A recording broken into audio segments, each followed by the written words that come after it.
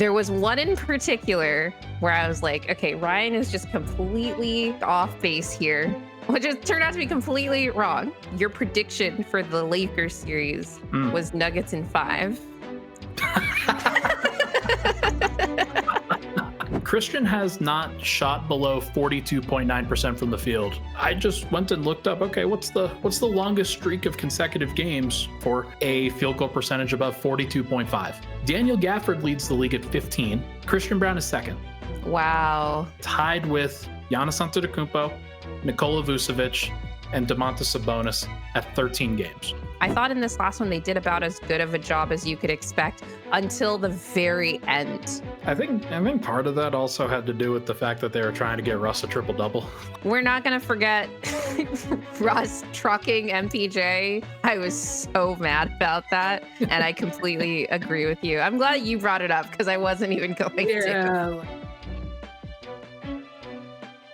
In here with possibly the biggest Jamal Murray apologist of them all, Ryan Blackburn. How are you doing today, Ryan? I'm all right. You know, I've been hard on him. I want to make that perfectly clear to the audience here. I have been doing my darndest to try to get away from the apologist aspect of this because like somebody gotta be held accountable, man. Like that's very important, and I'm not going to be in the way of that. I am going to try to treat him fairly and justly, I'll say. That was a little tongue in cheek because I do know that Ryan has been, I think, harder on Jamal more recently. And actually, I think that I said this when I went on DNVR this past summer. We were talking about Jamal's summer with Team Canada and how like Jamal is like one of the most important reasons that I am such a big fan of this team.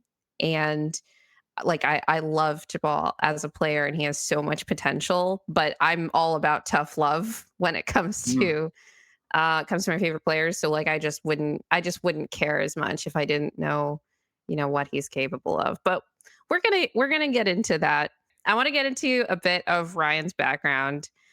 Ryan, you are the host of Pickaxe and Roll and writer for the Mile High Sports Network, the co-host of Weekends with Swipa, which you also do with Mile High Sports, the newest co-host on the Locked on Nuggets podcast. Congratulations on that, by the way. Thank you. Also Nuggets Twitter's favorite jinx. Yeah, that's that. So you've been covering the Denver Nuggets for such a long time. I wanted to know which player or era of the Nuggets like really made you fall in love with them as a basketball team, and how did you come to cover them for a living? This is some good lore because I don't think a lot of people know this about me. I started I was 16 or 17 in that general time, about 2013 season when the Nuggets were first getting going with George Karl and Danilo Gallinari and Ty Lawson and Kenneth Faried and that crew. They won 57 games, and I thought then that was really, really impressive. And then it hurt like hell that they lost to the Golden State Warriors after Gallo tore his ACL. Mm-hmm.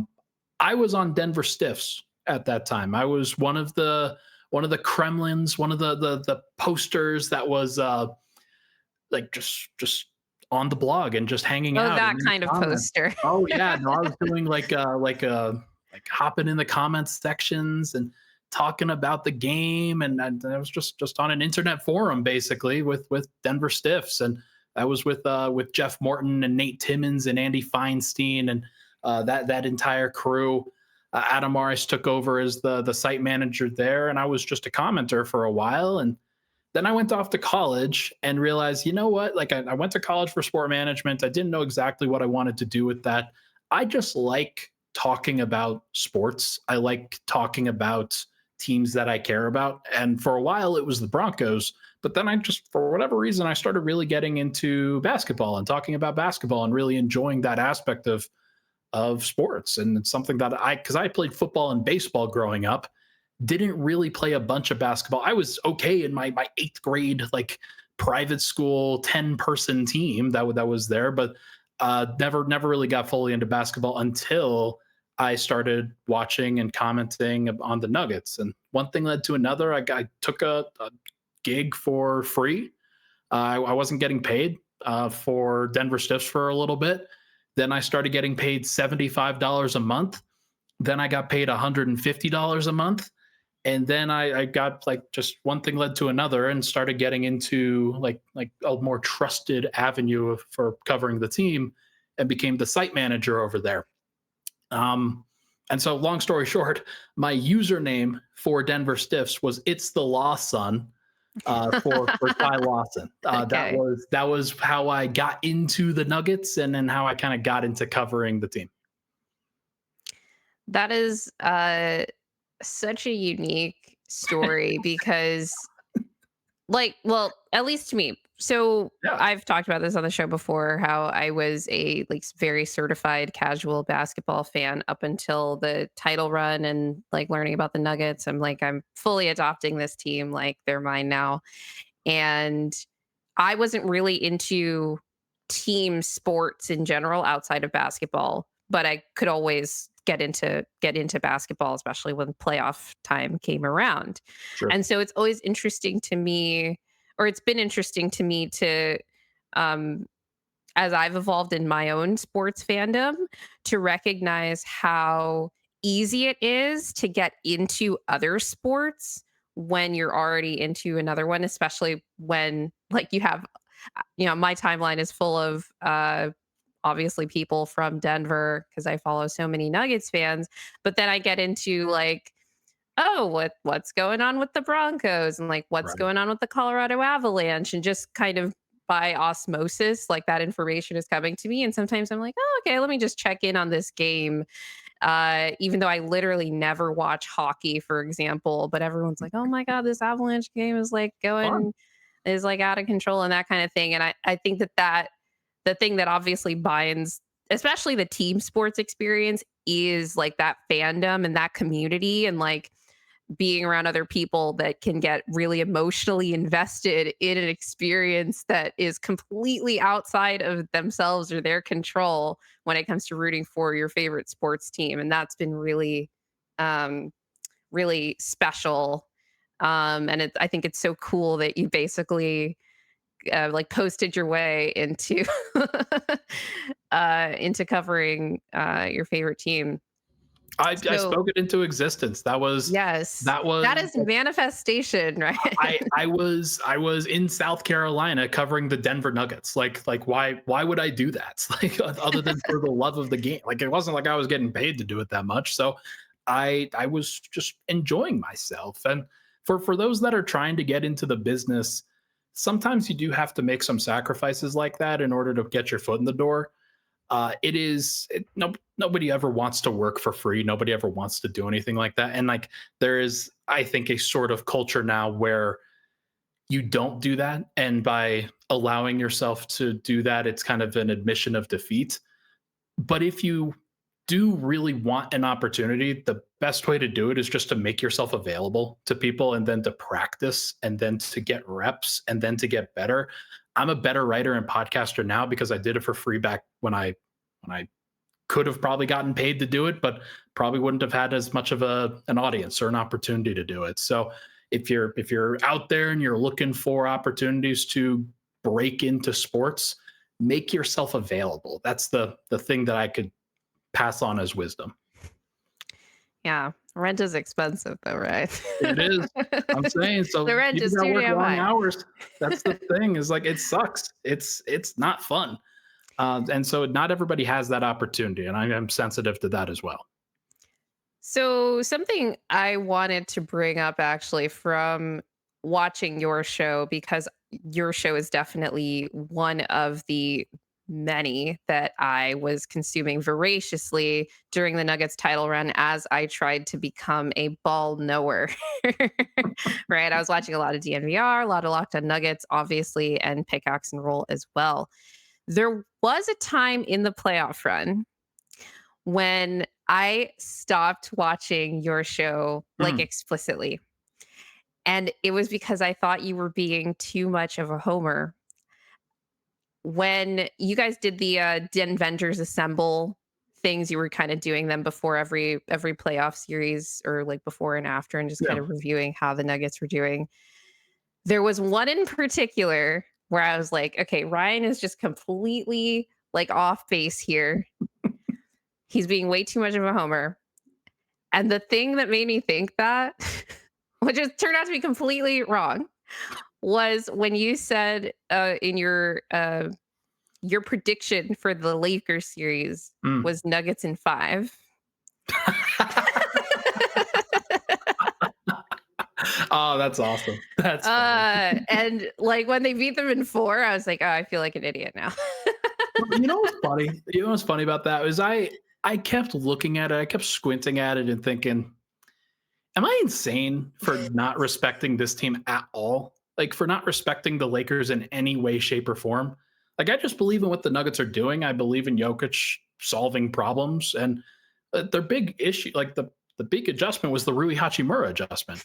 What are we talking about here? Like what are we doing? I remember getting flamed after game 1 for being like, what are we doing?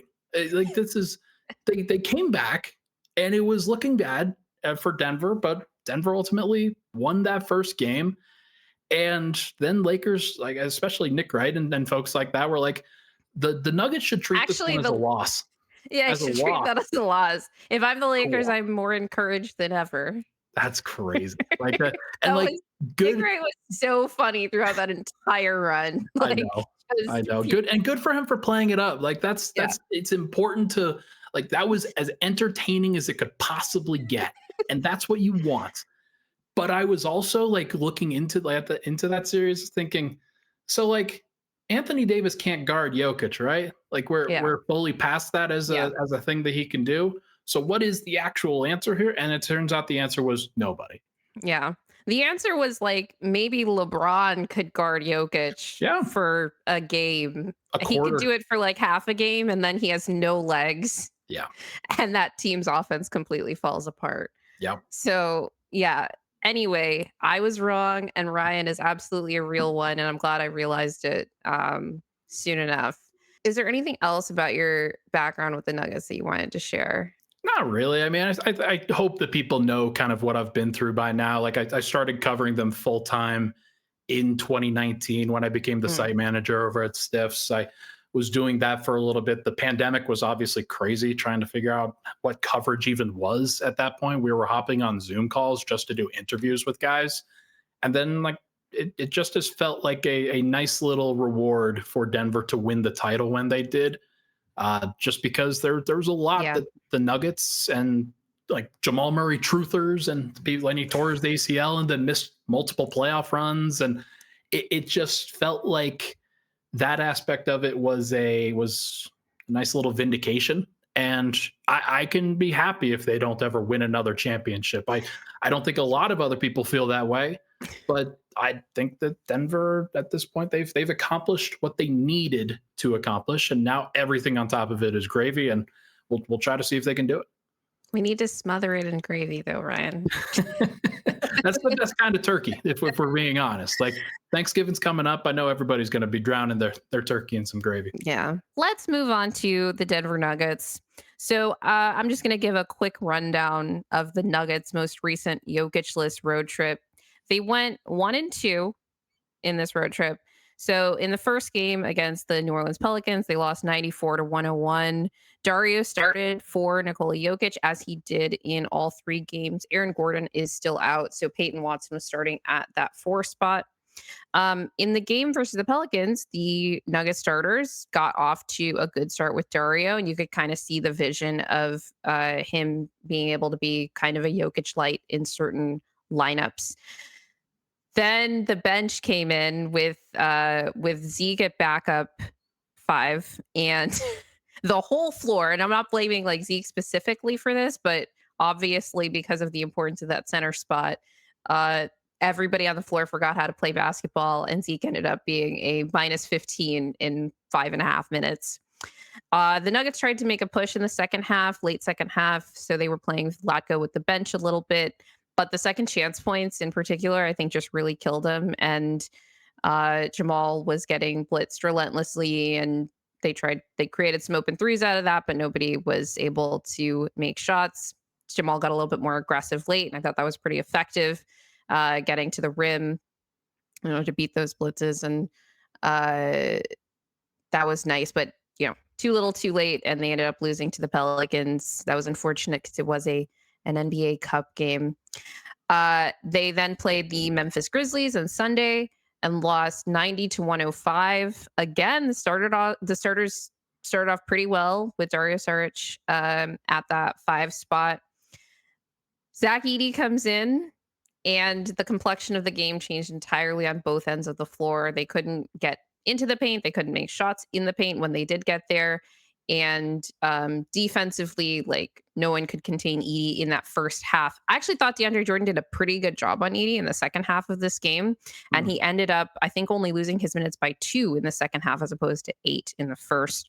Right. But yeah, Edey was like a whole problem. And really, after that happened, the Nuggets never really recovered, especially defensively. They got killed on the glass again, unsurprising, given the major size disadvantage they had against the Grizzlies.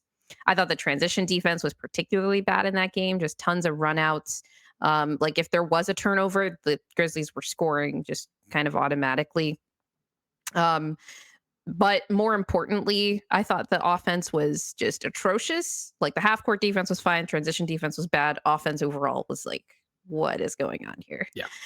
And after that game, everyone was like, is this even a basketball team? What's going on with Jamal Murray? I hope that UFC fight was worth it. All of this and that. And will they ever be able to win a game without Nikola Jokic ever again? Then they played Memphis last night and they won 122-110. Starters off to a good start again with Dario Saric at that 5 spot. We actually got some Vlatko at the 5 minutes, and it was going pretty well in those non-Dario minutes, because now those are a thing. And particularly on offense, although there were some issues like boxing out on defense with that lineup. But then Vlatko went up for a dunk in semi-transition. It was like a really strong dunk, like finished really well. Then he came down and clearly something was hurt in his knee. He went out in the game with a knee sprain, but we don't have an injury update on that quite yet. I thought MPJ and Jamal and Russ really gave them a lot of juice in that game. Edey didn't play, I think, because of the ankle sprain that he sustained in the previous game. Yeah. And it was a lot easier for really all of those guys to get to the rim. But especially in the case of Jamal, he was taking threes. And even though he wasn't making them, particularly in the first half, he kept getting to especially those open pull-up threes and kick-out threes that he would normally hesitate on. He was taking them. And then in the second half, they started falling, especially at crucial moments in the game as the Grizzlies were trying to mount a comeback. But I think the offense was really helped the most by the Nuggets just playing with pace. They tried to keep the game in transition as much as possible. And this was the highest paced game of the road trip, 112 possessions.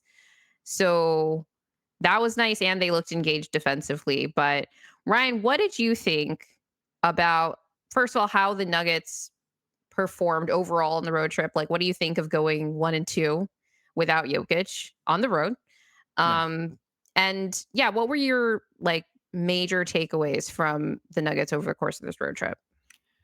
Yeah, again, not really surprised that any of this happened. I think this was a pretty unsurprising road trip from Denver overall. Hey, not a surprise. Like, you struggle without Jokic. You struggle, like, especially when you don't have Aaron Gordon.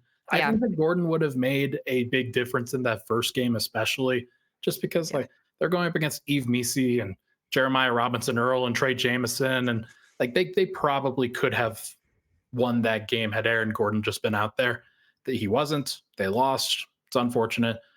Then the Memphis one was kind of a frustrating loss, one where the adversity hits and you kind of fold. And Jamal's the guy that you look at there, somebody who's supposed to be a leader on the team, somebody who you're wanting to accept responsibility in situations like that and bear the burden without Jokic.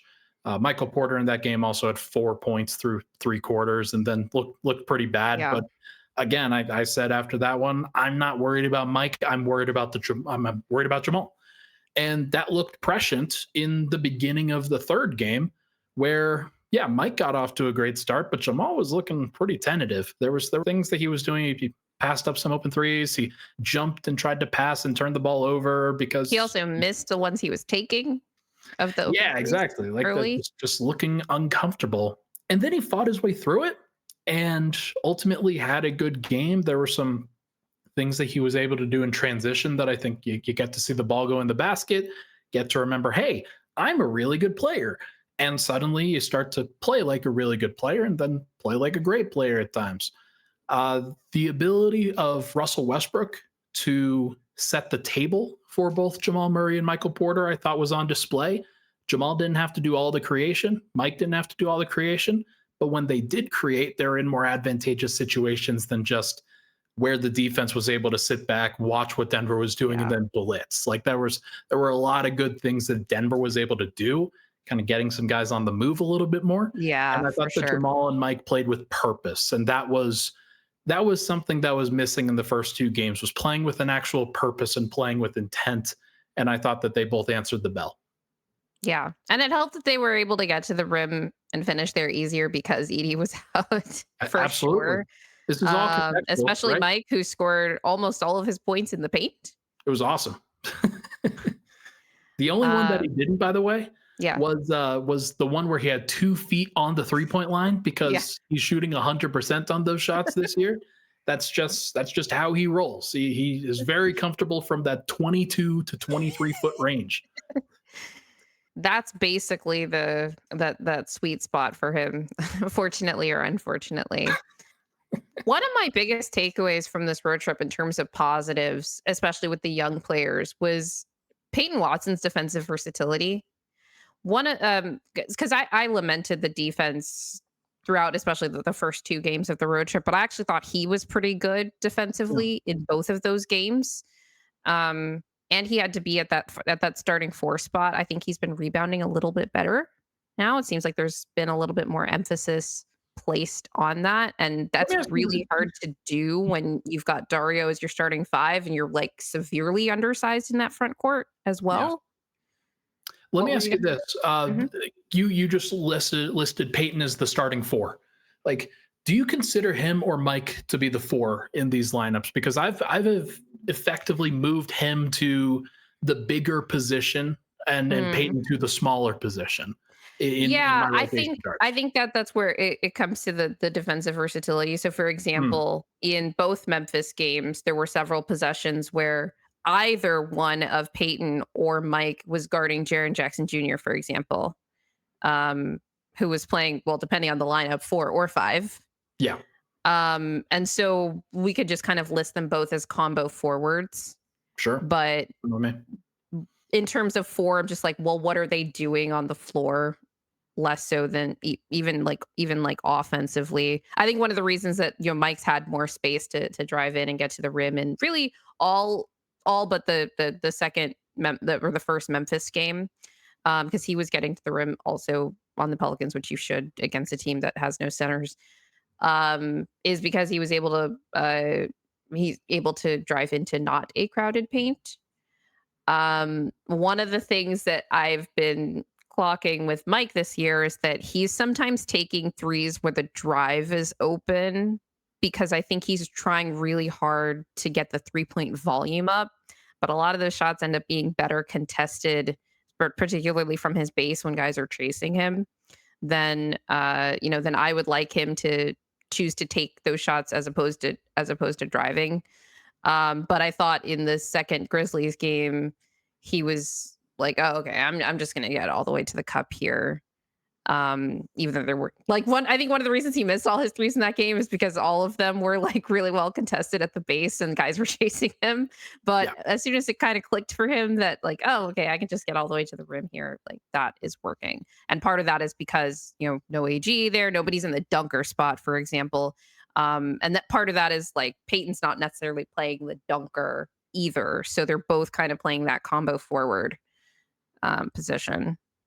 Yeah, and like just having that versatility is really important. It's something that the Nuggets didn't have as much last year in the playoffs because Peyton didn't really prove to be playable in those moments. Mhm. And I think it's going to be important for Denver to keep him engaged, keep him involved, and try to get Aaron Gordon at the 5 a little bit more when he does come back. Like we're doing this backup center roulette right now when Joker's there. That like, hey, it might be Dario, it might be DeAndre Jordan. It's definitely not Zeke Naji in my opinion, but it was Vlatko before he potentially hurt himself. I want to see Aaron Gordon stagger with the second unit and play some backup five. Like that's when he does come back. I hope that physically, if he can handle it, if Denver can try to reduce his overall minutes load, that could really help. And the ability to have guys like Peyton Watson and Michael Porter Jr. be versatile combo forwards does really help in that. Like that's Yeah. the skill set that they should be trying to leverage, in my opinion. Right. And against a really good Grizzlies rebounding team, to your point, Mike had 10 rebounds in the game yesterday, and they were like good, strong rebounds. Julian was a really good rebounder, I think, throughout this road trip, but especially in that third Memphis game. It felt like every rebound he grabbed was like heavily contested, Yeah. but he just has these like it's not just the rebounds, it's the loose balls as well. He has kind of like that Jokic like suction cup hands kind of situation where I feel like and he likes to dive for loose balls too. Like when he's really engaged, either defensively or offensively. Sometimes these result from some offensive or some messy offensive possessions. It's nice to see Julian like be such a hustle player and have the tools to actually be able to turn that hustle into possessions. The other thing that stood out to me in this road trip was that despite some of Christian's struggles, particularly offensively, particularly shooting, his ability just to finish at the rim gave him such a floor. Like, I thought he had just a really bad game, both in New Orleans and the second Memphis game. I look up and he's got 12, 13, 14, 15 points just from finishing in transition and in the half court as well. Will and I talked about this when it comes to like Christian's cutting and all of that too. But I think that is like not appreciated, or it wasn't appreciated by me as much until I was watching this most recent Grizzlies game where I'm like, oh God, the shooting is just gone. For Well, some reason, he's not shooting 50% from three anymore. But there are just these medium to high leverage sequences where you just need somebody to make their layup. And he does that. And he offensive rebounds. And there was that sequence where I was either Mike or Dario had blown the layup, and then Mike gets the offensive board, and then he misses the putback, and then Christian gets the offensive board and he gets that putback. Um, and he's just I think that is very good. And I think that's part of the reason that he just excels offensively is because he's this high floor player, excels offensively with Jokic in particular and with the oh yeah. starters, is that he's got this high floor and he's able to just like win some of those contests. I've got a good stat for you here. Mm-hmm. So I told you guys I would bring some numbers with me to the table. Christian has not shot below 42.9% from the field in any game this season. And that was a 3 of 7 game in I think the second or third or fourth game of the season, one of those where he just like didn't take that many shots and he only shot 3 of 7. That is so rare that I just went and looked up, okay, what's the longest streak of consecutive games so far for a field goal percentage above 42.5, like for any team this year, for any player this year. Daniel Gafford leads the league at 15, and he gets fed lobs. Yeah. Christian Braun is second. Wow. Christian Braun is second in the NBA, tied with Giannis Antetokounmpo, Nikola Vucevic, and Domantas Sabonis at 13 games. And like that's what you're talking about here. It's the ability to finish. It's the ability to get to the rim and make those possessions count and be effective enough in those possessions that you're not losing out on these moments and these opportunities with him. Like he's making the most The of opportunities. the Yeah. opportunities that he does get. Yeah. And I would like him to continue to shoot more threes.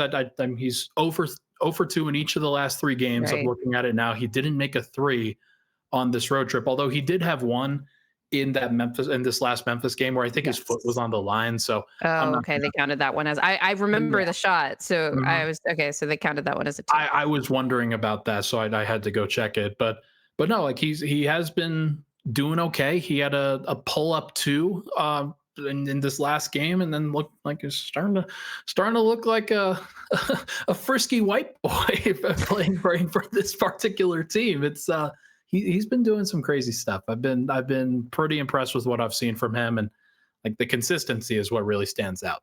Yeah. I have to say I was a bit worried after the second or the first Memphis game, the second game of the road trip, because in both the Pelicans game and that Memphis game, it seemed like he was starting to hesitate on his 3-point looks again because they weren't falling.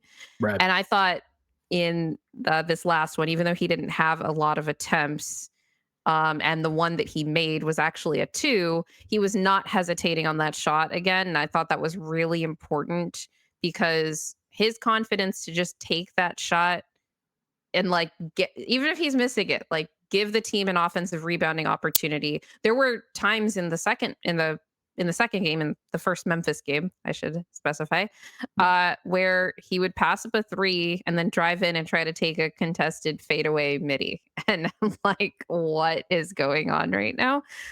So I did not want to see that again. I'm okay um, with it if I'm being honest. And the reason why is like if you're talking about where like some of like okay, so here's the thing. If Jamal does that, you're like, okay, I'm glad Jamal's being aggressive. If Mike does yeah, that, I'm like, okay, I'm glad Mike is being aggressive. They didn't always shoot that well on those shots before, especially yeah, but Mike. like, has Christian made one? Ever? Well, he has now. He has now. That's for sure. But He has no, that little like hook, that mhm. that like right hook shot that is pretty good, but 15 feet out, Ryan, It's I was not not great. a fan. It's not ideal, and I'm not gonna sit here and make a whole bunch of make a whole bunch of statements about it. But 10 to 16 feet looks like he's shooting 50% on the year. Only 37% from 3 to 10 feet. He doesn't take a lot of these shots, so I'm Yeah, not gonna no, sit for here sure. and It's not like a really shot bemoan it. selection thing. It was more Yeah, like I'm worried about the fact that he hesitated on the initial shot yeah, more so than what he did afterward. So it was and so good to see him take the shots in the second Memphis game, even if he didn't make them and one of them turned out to be a two anyway. here's what I will say about that too. Mhm. When you're receiving a pass from Nikola Jokic, you know what to do with it. Yeah. You know Yeah. what to do. When you're receiving a pass from Michael Porter or Jamal Murray or Dario Saric or any of these other guys, where it's like, okay, do I get this shot up now because that's my responsibility with the offense? Like it just feels right when Jokic is delivering you the ball, and then Yeah. you're like, okay, this is my time. And so I wonder if Joker comes back, we'll see a little bit less hesitation. Yeah. No, I agree with that. And after the first Memphis game, I was thinking, okay, we might see this again in the next one, but I really don't want to see it again when Jokic is back. So that's what I was going to be watching for. And I still will be, but I'm a little less worried now after he was shooting with more confidence in this last one. Right. Again, despite misses, and we saw this from both Christian and Jamal, right? Misses from three early in the game, and then Jamal was able to make some of those shots late. I actually thought the ones he was getting early were easier than the ones he was getting late, but he's a tough shot merchant a little bit. Undoubtedly. He needs the adrenaline. Tough game, tough shot merchant. That's got to make sure he beats the allegations at some point, because like it would be nice if he just gets an easy 25 at some Yeah. point. That would be great, but we'll cross that bridge when we come to it too. I think the most important takeaway for me from this road trip is that Dario Saric can indeed still play basketball. And I think that really matters for the course of the regular season, particularly when you had Dario and Jamal on the floor. Those units looked at minimum coherent. Oh yeah, And versus, like, we talked about this in all three games, even in the losses, the starters would start off really well. And the starters are really just like, if we're not yet counting Christian as like a starter that's going to like carry a unit kind of starter, it's right. really just Jamal and Mike. And then you've got Peyton, Christian, and Dario. And Yeah. those units were actually like pretty good in their minutes, especially to start all these games. And you're facing the Pelicans and the like incredibly injured Pelicans and the still like still figuring out what they are Grizzlies, who were also without Jaw in both of those games. But at minimum, you could say those units kind of like knew what they were trying to do, which is more than you can say for a lot of non-Jokic lineups. Oh yeah, like there's some things that you know are going to happen. You know that the non-Jokic lineups are going to figure out, like, and they're going to struggle with their identity at least for the first 25, 30, 70 games of the season. And Denver will have to kind of go through some different machinations in order to find out the right stuff. But it was cool. It was cool to see Dario have some success. I got into a debate with Swipa about this last game from Dario. He didn't think that he played that great. I thought he was honestly great for much of it. And About this most recent one? yeah, honestly, like I thought the problem was that What's he the had debate? What do you mean? Wait, like what was Swipa's side of this? I missed this one. Well, he was giving up some offensive rebounds and like not necessarily doing the right thing on the offensive end all the time. And Oh, I'm um, sorry. Did he think that Zeke was going to give up fewer offensive rebounds? Or I at this point I'm like I'm out. I'm out. Call me Mark Cuban. I Um, did think that there were some issues boxing out, but again, they were a severely undersized lineup in all of their lineups, except, maybe if you had, even with DeAndre Jordan, you're undersized at the 4 versus a very good rebounding Grizzlies team. So while I do think there was particularly an effort issue on that side in the first Memphis game, I thought in this last one they did about as good of a job as you could expect until the very end yeah, of the game when the Grizzlies were trying to make their final push. I'm not gonna lie. Like I think part of that also had to do with the fact that they were trying to get Russ a triple double. Like Yeah. not gonna lie, there Nope, was one where we're not gonna forget Russ trucking MPJ that led to the ball going out of bounds on the like 4th offensive rebounding attempt for the or offensive rebound for the Grizzlies on that possession that ended up in a Grizzlies 3. I was so mad about that, and I completely agree with you. I'm glad you brought it up because I wasn't even going to. yeah, like look, I can see it. They won the Um, game, but if they hadn't won the game, I like that would have been it would the have been a biggest story. storyline. We're going to talk a bit about how Russ affects some of these lineups as well, for better and for worse. But yeah, in terms of just the rebounding with that game and like Dario's role in that's like this is not a question for me. I understand it.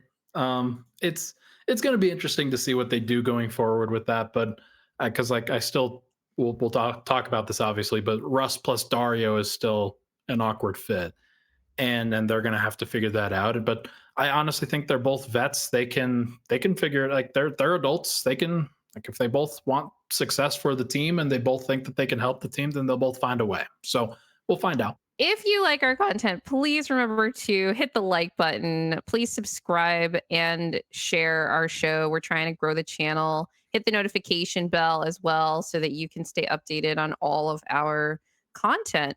Leave us a review if you're listening on Spotify, Apple Music, or Amazon Music. And even if you're not, you guys should head over there and give us a 5-star review anyway. Follow us on Instagram and TikTok at What's in a Game NBA. We have our new I still have it listed as a new clip channel, but it's been around at What's in a Game NBA Clips. And always remember that winning is fun and losing sucks.